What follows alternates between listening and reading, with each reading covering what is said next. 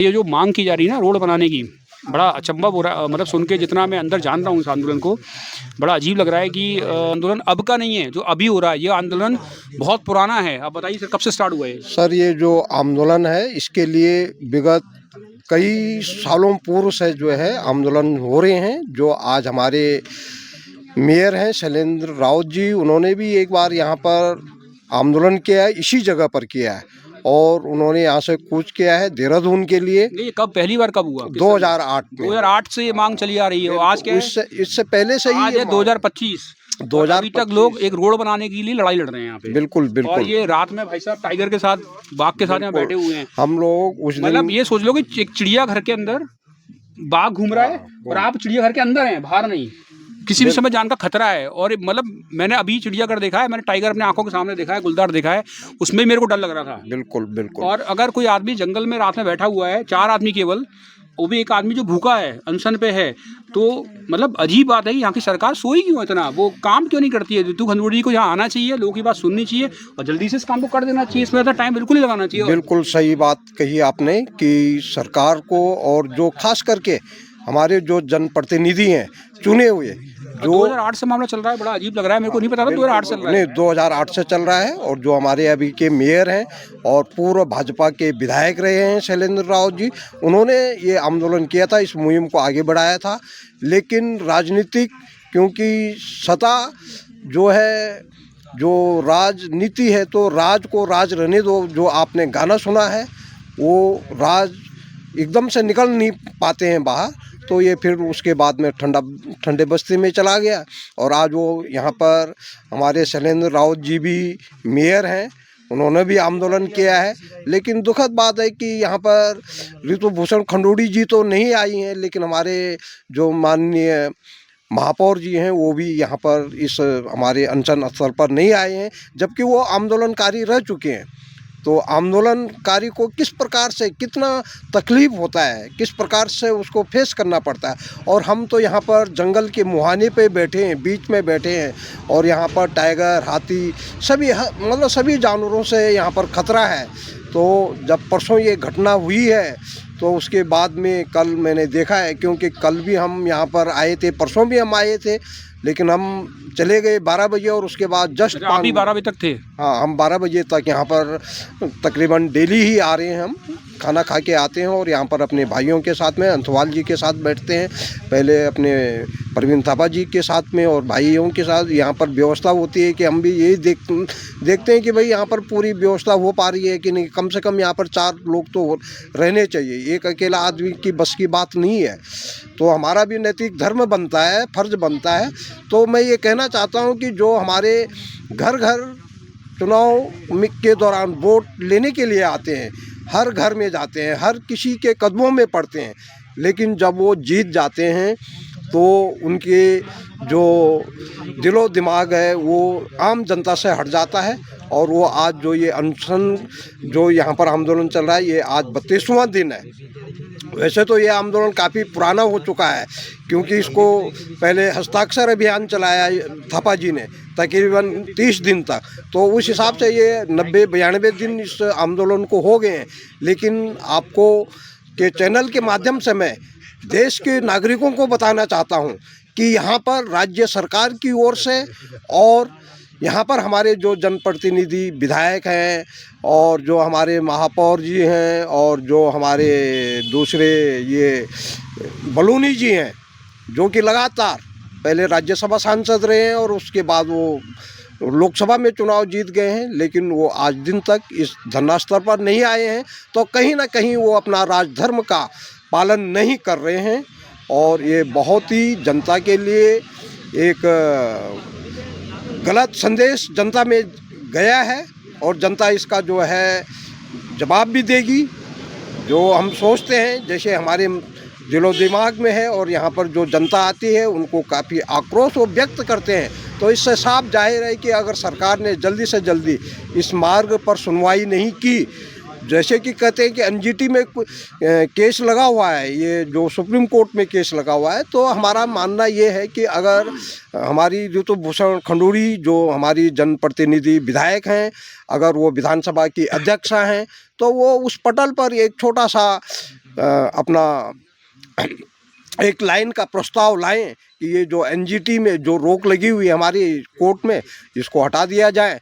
क्योंकि यहाँ हिंदुस्तान में तकरीबन सारा वन क्षेत्रों में अच्छी अच्छी सड़कें बनी है, आपके हल्द्वानी बनी है, अभी आपका जो है हरिद्वार और नजीबाबाद के बीच में हजारों पेड़ कटे हैं, नेशनल हाईवे में कटे हैं। हाँ कटे हैं, बिल्कुल हर जगह कटे हैं, 6 लेन हाईवे बनाया वहाँ। बिल्कुल हर जगह पर पेड़ कटे हैं।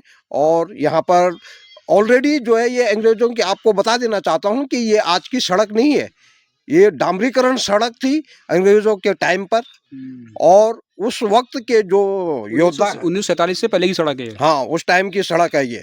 और सुनने में जो आया है, पुख्ता दस्तावेज मेरे पास नहीं है, लेकिन मैंने ये एक वीडियो सुना है, एक कोई बड़े अधिकारी हैं, रिटायर्ड हैं, और उन्होंने ये कहा है कि ये जो रामनगर कोटद्वार कंडी मार्ग है, इसका जो वसूली होता था, ये जो हमारे अभी दलीप महंत जी हैं, इनके जो पिताजी थे विधायक भारत सिंह रावत जी, उनके पास में से पैसा जो भी वो आता था इस सड़क के माध्यम से कर के वसूली के तौर पे, तो ये जो है जो ब्रिटिश साम्राज्य का यहाँ पर जो है 1947 से पहले जो भी उन्होंने हमारे देश को आज़ाद कर दिया, क्योंकि उनका तो यहाँ पर 100 साल तक शासन रहा, तो उनको काफ़ी दिनों तक ये जो पैसा जाता है दिया जाता रहा है।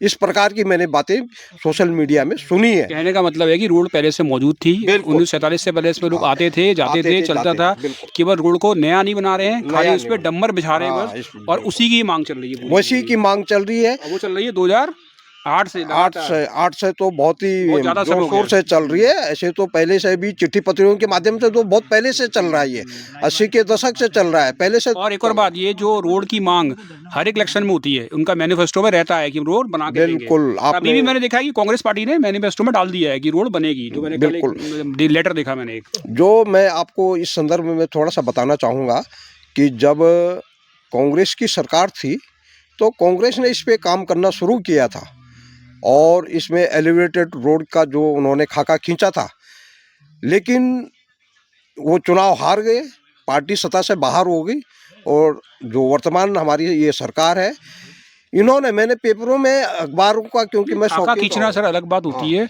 और जमीन पे काम करना अलग बात हाँ, होती है। उन्होंने वो किया नहीं, मतलब वो कर नहीं उस पाए, काम को काम नहीं बोलेंगे, काम नहीं, मुंह से कहना काम नहीं होता है। लेकिन इन्होंने भी इस पे मतलब न तो वो काम कर पाए। अगर ये 2008 से लंबित है तो कितनी सरकारें आई होंगी, हाँ, कितनी सरकारें गई होंगी, बिल्कुल काम अभी तक नहीं किसी हुआ है। ने भी काम नहीं आप किया। कांग्रेस बोलिए हाँ, चाहे भाजपा बोलिए, काम वही काम दोनों होगा, के वैसे दोनों, अटका है। मतलब तो हम किसी सरकार पार्टी के खिलाफ, तो मैं क्या बोलूं, काम तो हो ही नहीं है। वो मतलब किसी के अंदर अगर दृढ़ इच्छा शक्ति होती इसके लिए, दृढ़ इच्छा शक्ति जिसको बोलते हैं कि नहीं ये होना चाहिए, इसके लिए इतनी जरूरत भी नहीं है, तो इतनी बड़ी चीज नहीं थी, नहीं थी, ये आराम से हो सकता है, क्योंकि ये 8 किलोमीटर ये करना ही नहीं चाहते हैं शायद। बिल्कुल एलिवेटेड, ये जो है ज्यादा 8 किलोमीटर का रास्ता। एक बात मेरे दिमाग में आ रही है, हाँ जी, कई बार जो राजनीतिक पार्टियां होती है ना, उनका एक एजेंडा होता है, वो मुद्दे को जगा के रखना चाहती है, क्योंकि उससे उन्हें वोट मिलते हैं। बिल्कुल। अगर ये रोड बन जाती है तो उनका मुद्दा ही खत्म हो जाएगा, अगली बार वो किस चीज के लिए वोट मांगेंगे। बिल्कुल, ये हो सकता है कि राजनीतिक पार्टी जानबूझ के रोड ना बना रही हो, थोड़ा सा जब इलेक्शन का समय आता होगा रोड बनना शुरू हो जाती होगी, और जब इलेक्शन गुजर जाते हैं तो उसको आधा छोड़ दिया जाता है जनता के भरोसे, और ये मुद्दा जब तक चलता रहेगा तब तक उन्हें वोट मिलते रहेंगे। और यही रीजन है कि जो भी श्रीमती खंडूरी जी हैं वो यहाँ पे नहीं पधार रही हैं, जनता का सामना नहीं करना चाहती हैं। तो ऐसा भी हो सकता, अगर ऐसा है तो फिर जनता के लिए बहुत ही खतरनाक है, बहुत खतरनाक है ये। और अभी ऋतुभूषण खंडूरी जी जो है लगातार जब से हमारा धरना प्रदर्शन चल रहा है, जो हम लोगों के द्वारा यहाँ पर जो भी लोग आ रहे हैं, सब एक ही बात कर रहे हैं कि आज दीदी यहाँ पर आई थी, आज खंडूरी यहाँ पर आई थी, कल वहाँ पर आई थी, परसों वहाँ पर आई थी, इस घर में आई थी, नजदीकी घरों में आ दिख रहा है वो फीता काटने के लिए जानी जा रही है। अभी एक कोई निखार क्या ब्यूटी पार्लर का, मतलब वो एक सलून के ओपनिंग पे जा सकती हैं, वहाँ फीता काट सकती, सलून मतलब नाई शुद्ध भाषा में बोला जाए, वहाँ जा सकती है, लेकिन आंदोलन में नहीं आ सकती। तो मैं ये कहना चाहता हूँ राजनेताओं को कि आप वोट मांगने के लिए आए, लेकिन आप सत्ता के शिखर पर पहुँच तो जरूर गए हैं, और आप को जो है ब्यूटी पार्लर के माध्यम से चुनिंदा पेशे वाले लोगों की हेल्प कर रहे हैं, उनका चेहरा निखार रही हैं। मैं कहता हूं कि आप इस धरना स्थल पर आती और सारा कोटद्वार और पौड़ी गढ़वाल, जो 8 लाख की आबादी है पूरे गढ़वाल क्षेत्र की, इधर हमारे पौड़ी क्षेत्र की, तो उसको सबके चेहरे निखर जाते। आपके एक छोटे से प्रयास है, छोटा ही प्रयास होगा ये इतना बहुत बड़ा हजारों किलोमीटर का ये रोड नहीं बनना है। केवल 8 किलोमीटर का रोड है। बिल्कुल, ये 8 और वैसे तो ये 11 किलोमीटर है, लेकिन जो एलिवेटेड बनेगा वो तकरीबन 8 किलोमीटर पूरा बनेगा। फंसा हुआ है पूरा। बिल्कुल उसी पे। और ये जो हमारे माननीय बने हुए हैं सांसद और विधायक, इन्होंने अभी तक कोर्ट में जो है सक्षम, जो राज्य सरकार का एडवोकेट जनरल जिसे बोलते हैं, सरकारी वकील, जिसमें लाखों रुपए खर्च हो रहे हैं महीनों के, उसको सक्षम तरीके से वहाँ पर पैरवी करने के लिए ये बोल नहीं रहे हैं। अगर पुख्ता सबूतों के साथ में उसको भेजें वहाँ पर कि कहाँ कहाँ पर पेड़ कटे हैं, कहाँ कहाँ एलिवेटेड रोड है। आप देखेंगे कि अभी जो ये नेशनल हाईवे बना हुआ है आपका हरिद्वार और नजीबाबाद के बीच में, तो ये नीचे नीचे जा रहा था, लेकिन इसमें भी कॉरिडोर है जहाँ पर कि हाथियों का और जंगली जानवर जो है क्रॉस करते हैं रोड मैंने को। खुद देखा अपनी आंखों से। आपने देखा है। तो मैं ये कहना चाहता हूँ कि अगर वहाँ पर एलिवेटेड बन गया, रोड को एक बार पक्का बनाने के बाद काफ़ी कुछ हो गया उसमें, लेकिन उसको फिर ऐसे ही छोड़ करके फिर उसमें पिलर गाड़ करके और आप जो है एलिवेटेड बना रहे हैं, तो यहाँ पर क्या दिक्कत है आपको? और आप कोर्ट की बात क्यों करती हैं हमारे से? मतलब आप केवल और केवल इसे एक चुनावी मुद्दा बना के रखना नहीं सर, चाहती कोर्ट हैं। ने भी ये बोला है, जहाँ तक मैंने इसका पढ़ा है, कोर्ट ने ये कहा है कि यहाँ की राज्य सरकार वन विभाग से बात करे बिल्कुल, और इसका बीच का रास्ता निकाल दे। वही कोर्ट ये नहीं कह रहा कि बनेगा नहीं, कोर्ट कह रहा है बन सकता है। इसी संदर्भ में मैं जनभावना होनी चाहिए बस। आपको बताना चाहूँगा, अभी हमारे पास में एक चिट्ठी है। यहाँ पर किसी राजनीतिक दल का संगठन सृजन कार्यक्रम के तहत 4 विधायक आए थे। उड़ीसा की एक विधायक आई थी, ये, और एक जो है अपने विकास ठाकरे आए थे नागपुर से विधायक। तो यहाँ पर राजनीतिक दल जो कांग्रेस है, उन्होंने उनको एक चिट्ठी दी थी नितिन गडकरी को याद दिलाने के लिए कि भाई आपने अपना वादा पूरा नहीं किया। ये मैंने देखा है। तो वो बिल्कुल सही बात है, और वो चिट्ठी उन्होंने दी। तो हम भी ये कह रहे थे कि राजनीतिक स्टंटबाजी है, बाकी कुछ नहीं है। लेकिन नितिन गडकरी जी के रिमार्क पर, उस चिट्ठी पर जो उन्होंने रिमार्क किया होगा, वो चिट्ठी उनके टेक्निकल विभाग, जो हमारा राष्ट्रीय राजमार्ग विभाग है, परिवहन विभाग है, उसने वो चिट्ठी हमारे देहरादून जो ये है अपना रोड ट्रांसपोर्ट मंत्रालय, वहाँ पर उन्होंने वो चिट्ठी भेजी है कि आप टेक्निकली जो इसमें रुकावटें हैं इनको दूर करने के काम करें। तो कहीं ना कहीं हमारी जो आवाज़ है, हमारा जो चिल्लरखाल में जो प्रवीण थापा जी ने जो एक चिंगारी, जो कहते हैं, जो हमारे पुराने ज़माने में क्या होता है कि माचिस नहीं होती थी, कम होती थी, पैसे नहीं होते थे, तो रात को जो हमारे बूढ़े बुजुर्ग होते हैं, जो अंगारे में लकड़ी में खाना बनता था, तो कुछ अंगारों को जो है राख के नीचे दबा दिया जाता था और वो जिंदा रहते थे सुबह तक, और फिर उसमें लकड़ी वगैरह डाल करके फिर आग जलाते थे। तो वो जो चिंगारी दबी हुई थी, आज वो 16 बन गई है। और सब जो राजनीतिक नेता हैं, ये उस तपिश से तप तो रहे हैं, लेकिन इनके अंदर वो साहस नहीं आ पाया है कि ये यहाँ पर आएँ और हमारा धरना प्रदर्शन में हमसे बात करें, जो भी वो करना चाहते हैं। अभी अलग अलग किस्म के बयान जो है हमारी विधायक महोदया के आ रहे हैं। पहले तो उन्होंने कहा कि मेरे पास कुछ होगा तो मैं तब बोलूँगी और तब आऊँगी।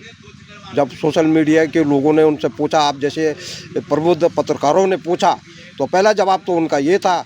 फिर जब ये आंदोलन और आगे गति पकड़ता गया, तो बाद में हमने एक वीडियो और उनका सुना है कि वो कह रहे हैं कि नहीं, मैं तो काम कर रही हूँ, लगातार काम कर रही हूँ। लेकिन अगर वो काम कर रही हैं तो वो उन दस्तावेज़ों को, जो जिन पर उन्होंने चिट्ठियाँ लिखी हैं, जो उन्होंने कार्य किया है, उसको वो यहाँ पर लाएँ और हमें दिखाएँ और बताएँ कि मैं ये काम कर रही हूँ। और इस पे पक्का हमको लिखित प्रमाण चाहिए, तब तक हम यहाँ से ये धरना ख़त्म करने वाले नहीं हैं, पीछे हटने वाले नहीं हैं। जैसे कि अभी आगे की रूपरेखा आपको पता ही चल चुकी है कि हम बहुत जल्दी ही दीपावली भैया दूज के बाद में जो है यहाँ से देहरादून विधानसभा अपना मुख्यमंत्री आवास के घेराव के लिए पैदल निकलेंगे, और कुछ लोग हमारे जो है काफ़ी ज़्यादा से ज़्यादा लोग तो गाड़ियों से जाएंगे। अच्छा सर, आपका नाम सर? मैं मदन सिंह नेगी। मैं, हाँ जी, मैं भारतीय सेना आर्टिलरी से तोपखाने से रिटायर्ड हूँ। ओके। और वर्तमान में मैं पूर्व सैनिक संघर्ष समिति में महासचिव हूँ, जो कि कोटद्वार में ये एक जाना पहचाना ये एक सामाजिक संस्था है। तो हमने भी इसके लिए, रोड के लिए हमने 2 रैलियाँ पूर्व सैनिक संघर्ष समिति के बैनर के तले हमने 23 दिसंबर 2023 को इसी चिल्लर खाल से और जो मालन पुल टूटा हुआ था वहाँ तक एक रैली निकाली थी, जिसमें कि हमारे आम जनमानस ने, मैं कहना चाहता हूँ कि मतलब इतनी, जैसे हमारी परसों की रैली थी इसी प्रकार की वो रैली हुई थी। और उस रैली में 3 प्रमुख मांग थी हमारी। एक चिल्लरखाल लालढांग रोड भी था और मालन पुल, विशेष करके मतलब नंबर 1 स्थान पर हमारा पुल का था, मालन पुल, जो कि सरकार को झुकना भी पड़ा और काम करना पड़ा, नहीं तो शायद है कि उसको जिंदा रखते और वो 2027 तक कहीं आखिरी तक ये बनाते, लेकिन वो इनको बनाना पड़ा है। क्योंकि हमने फिर दूसरा जो है 2024 फरवरी 7 या 8 तारीख को दूसरी रैली निकाली थी यहाँ मालन पुल पर से और तहसील तक।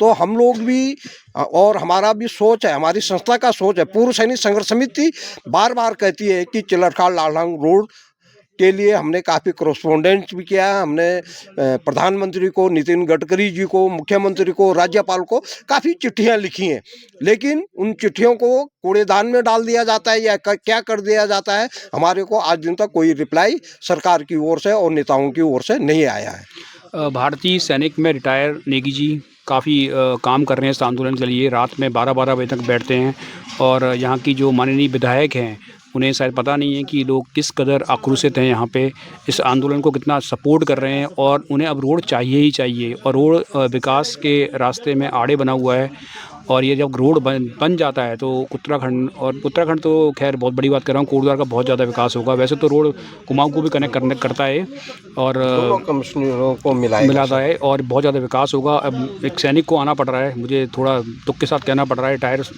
सैनिक को अपने घर पे होना चाहिए, एंजॉय करना चाहिए लाइफ। वो रात के 12-12 बजे तक यहाँ पे बैठते हैं और उस आंदोलन को सपोर्ट कर रहे हैं। मैं कोटद्वार की जनता से ज़रूर अपील करना चाहूँगा कि प्लीज़ देखिए लोग किस तरह से परेशान हैं और यूथ स्पेशली यूथ नदारत है इस आंदोलन से। वो पता नहीं क्या कर रहे हैं, समझ में नहीं आ रहा। वो नाचने गाने में और ठुमके लगाने में बिजी हैं, उन्हें सच्चाई दिखाई नहीं दे रही है। लोग इस समय रोड पे बैठे हुए हैं, कुछ लोग अनशन पे बैठे हुए हैं। उन्हें यूथ को यहाँ आना चाहिए और इस आंदोलन को सपोर्ट करना चाहिए। एक भाई कितने किलोमीटर की यात्रा कर रहा है और जा रहा है, और प्लीज़ नाचने गाने को छोड़िए और अब ग्राउंड जीरो पे आइए और सपोर्ट कीजिए। यहाँ पे जो इतने सारे लोग बैठे हुए हैं, मैं यूथ से स्पेशली अपील कर रहा हूँ कि नाचने गाने से देश बदलता नहीं है, देश बदलता है कुछ करने से। और जब तक इस देश में जितनी भी क्रांति आई हैं उसमें यूथ का एक बहुत बड़ा योगदान रहा है और कोटद्वार का यूथ अभी इस आंदोलन में इतना एक्टिव नहीं है। मैं अपील करूँगा कि जितने भी कोटद्वार के यूथ हैं, आप ही के भविष्य के लिए सब लड़ाई हो रही है, जिस लोग बैठे हुए हैं आप ही के भविष्य के लिए बैठे हुए हैं, तो यहाँ पे आएँ और ज़्यादा संख्या में आएँ। जितने ज़्यादा लोग यहाँ पे होंगे, जितने ज़्यादा लोग यहाँ आएंगे, उतना ज़्यादा प्रेशर सरकार पे बनेगा और काम जल्दी हो पाएगा।